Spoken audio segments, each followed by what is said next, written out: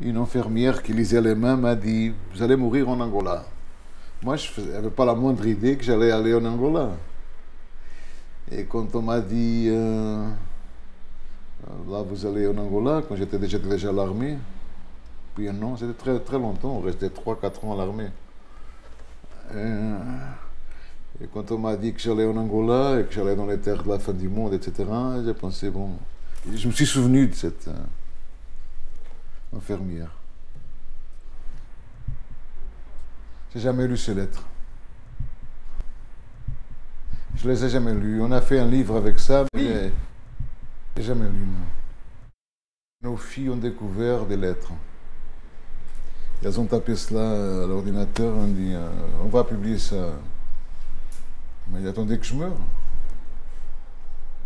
Mais je les ai jamais lues. C'était atroce parce que quand je suis parti, elle était enceinte, elle avait 23 ans. Et donc, j'ai jamais vu le ventre. Rien. Rien. Je l'ai connue quand elle avait 4 ou 5 mois, je crois, quand je suis venu en permission. Quand je lui disais, viens papa, elle pointait une photo. Papa, papa, son père était un petit morceau de papier. Et ça a pris des années pour qu'elle s'habitue à moi et moi à elle.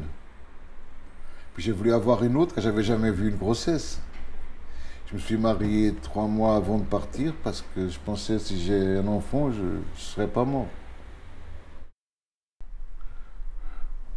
Parfois 3 mois, parfois 6 mois, vous savez jamais si le prochain livre va venir ou non. Ou si c'est fini, vous savez jamais.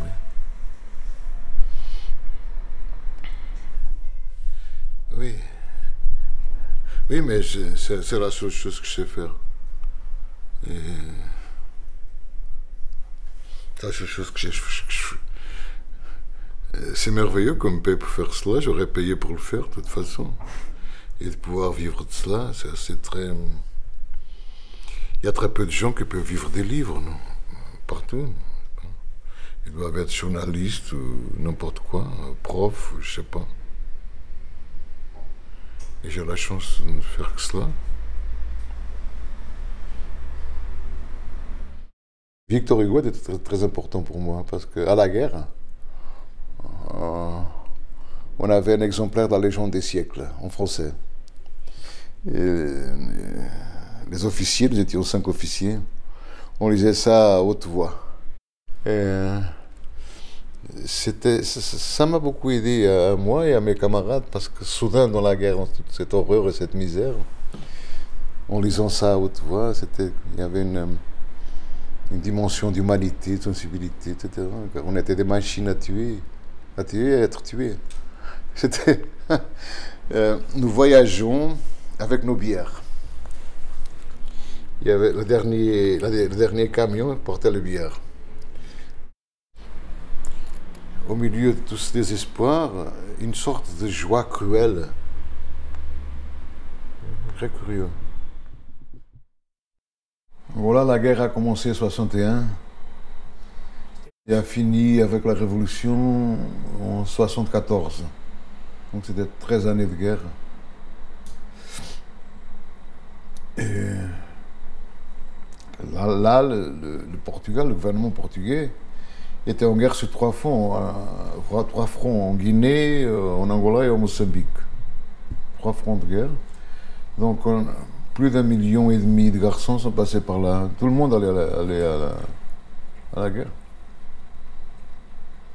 Donc quelques-uns faisaient, ils s'enfuyaient. Pour la France, pour la Suède. Ça se comprend. Oui, mais beaucoup d'entre eux, ils s'enfuyaient quand ils savaient qu'ils allaient dans des endroits plus dangereux. Ça faisait très peur. Il allait faire la révolution dans les cafés de Paris, de tous d'extrême gauche. Maintenant, les plus connus sont tous des partis de droite.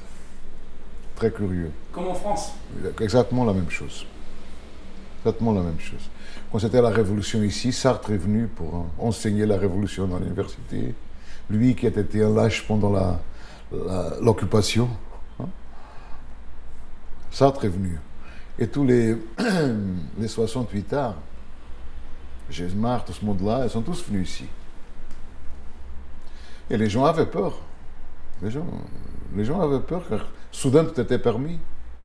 Ce qui est le plus cher en Europe, c'est le silence, là, maintenant. C'est tellement cher, le silence. Et le temps. Ils peuvent, dans les villages en Afrique, je parle de l'Afrique équatoriale,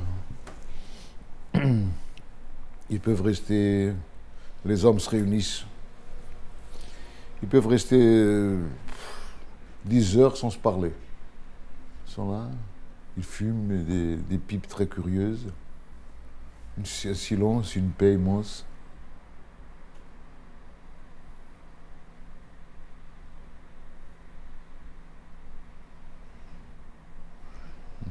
Une façon de... Moi, j'ai beaucoup aimé ça. Et l'odeur, c'est très tellement sensuel. J'avais tout le temps envie de faire l'amour, l'exaltation des sens, et les couleurs, et tout cela, les horizons qui finissent jamais.